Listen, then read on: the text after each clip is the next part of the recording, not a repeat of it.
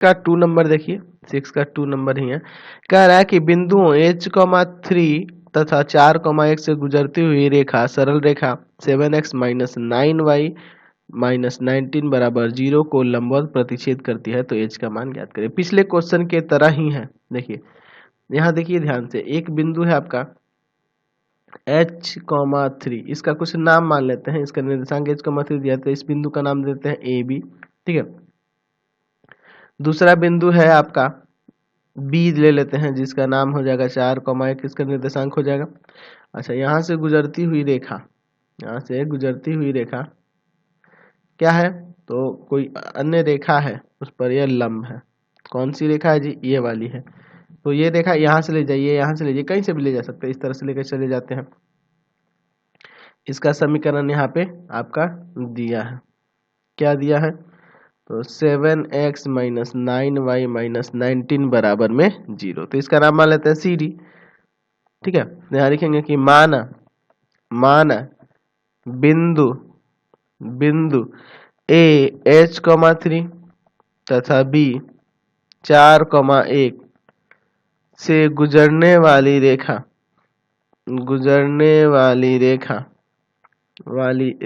A B रेखा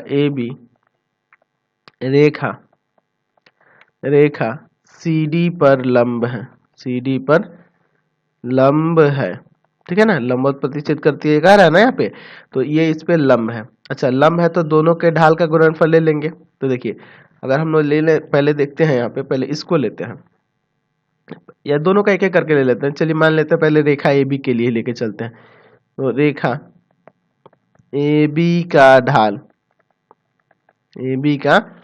ढाल कैसे निकलेगा जी, 1 - 3/4 - h, यही ना हो जाएगा, 1 - 3 4 - h, तो माइनस का 2/4 - h, ये ढाल निकल गया।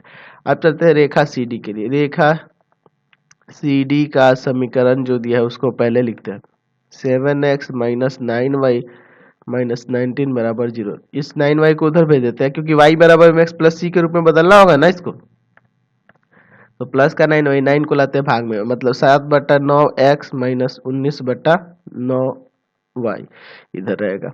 चलिए अब देखिए, यहाँ से आपका ढाल निकल गया, इसलिए रेखा CD का